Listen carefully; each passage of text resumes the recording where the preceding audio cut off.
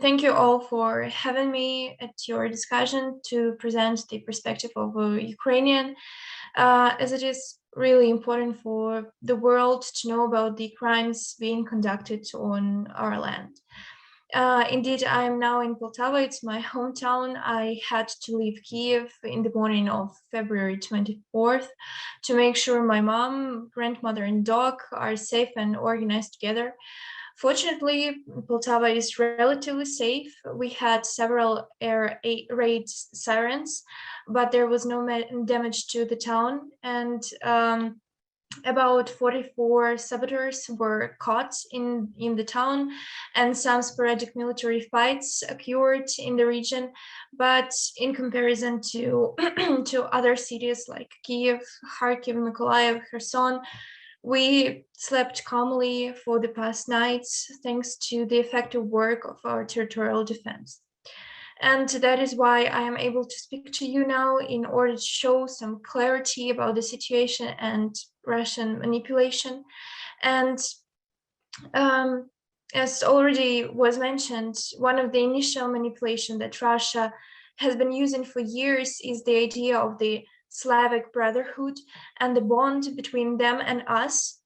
I completely disagree with this idea because I was born in the independent country. I have never had brothers there. From my personal perspective, 15, 20 years ago, there used to be a strong cultural influence. But politically, we have always been self-determined and fought for having our own choice and freedoms at every step of the independence of our country. Moreover, all of my adult life, since I was 13 years old, Russia has been nothing but a threat, aggression, and occupying power. Since that, Ukraine has moved away and developed autonomously, and we succeeded. Democracy, freedom of expression, rights to protest, to elect, to be elected, these are the values that Ukrainians understand and nurture, while Russians have never known of. And now they came to help us to fight neo-Nazism. Help with what? With artillery shelling of the hospitals, among which are maternity hospitals, blood centers, clinics with children with cancer, private houses, ambulances, kindergartens, objects the destructions of which will lead to irreparable damages for the life and health of millions of people, like thermal power plants, oil plants, and even Chernobyl nuclear power station was among the targets.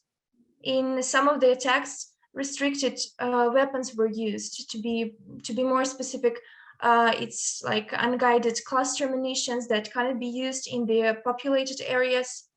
Russians have no dignity and have no mercy when it comes to the to fighting for what their leader Putin said.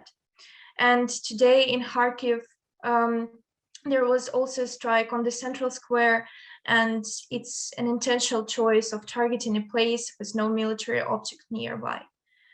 There have been already precedents of Russian soldiers shooting civilians, including kids, with no reason and excuses right on the streets in the cities. We all sincerely hope that the justice will be served after the war is over and that their actions will be prosecuted. But I must emphasize that despite these acts of cruelty and insanity, Ukrainians are not afraid. We are not terrified. We are angry. And this anger actually fuels desire and readiness to fight back. Moreover, we are united. Any previous disagreements and disputes do not matter now. We all act as a single mechanism.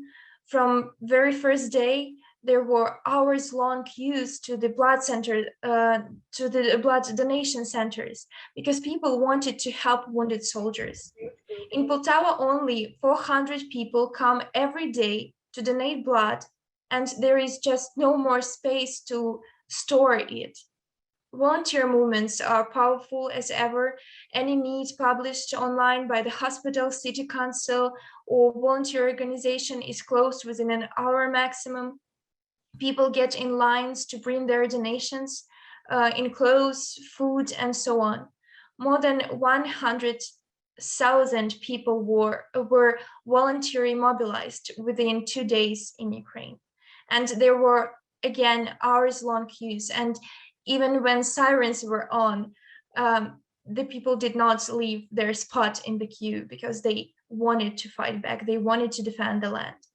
And those who are not in the armed forces or territorial defense are volunteering to prepare Molotov cocktails, patrol cities, make camouflage nets, collect necessary medicine, and so on.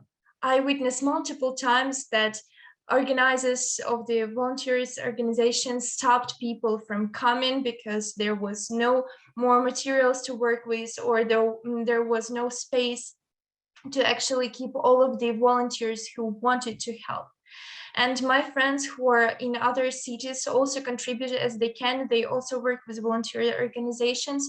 And if there is a necessity, an emergency, we connect between us and connect people to the necessary organizations in other cities to make sure that everyone's problem is solved and our people are safe and wounded soldiers can be helped. And I really want to highlight this, to highlight the incredible bravery of our people. Also, there were several situations where just simple people from the crowd showed their resistance on the spot. Like one man, just with a cigarette in his teeth and with his bare hands, carried a mine away from the road to a forest so that our military would not be affected. Another man stole Russian infantry combat vehicle by hitching it to his tractor and riding away. In our village where enemy's plane crashed, people together chased the pilot until they caught him. This is incredible. People with no weapons come out on the streets to stop Russian military. They just stand in front of the vehicles. Some men were on their knees in front of these vehicles. They were not afraid of being killed right on the spot. They actually stood there until actually succeeded, and the armored vehicles had to go back. They had no choice. And this is what our people are. We are incredible, sometimes reckless, yes, but Ukrainians are incredible. And of course, we're all proud as can be of our armed forces and territorial defense. They are ready to sacrifice their lives for their land. On the very first day, 13 heroes of Zmyiny Island did not give up, even though they knew they had been surrounded with enemies' warships and could not win the battle. And still they stood. And their response to the Russian warship, a modest direction indication, I would say, has already become a national idea and a symbol of Ukrainian resilience and courage. So our enemy's tactic was to spread panic by bombing every district of Ukraine, and it didn't work out. There is no panic, no chaos. We are ready to fight back, and everyone found their place to help in defending our land.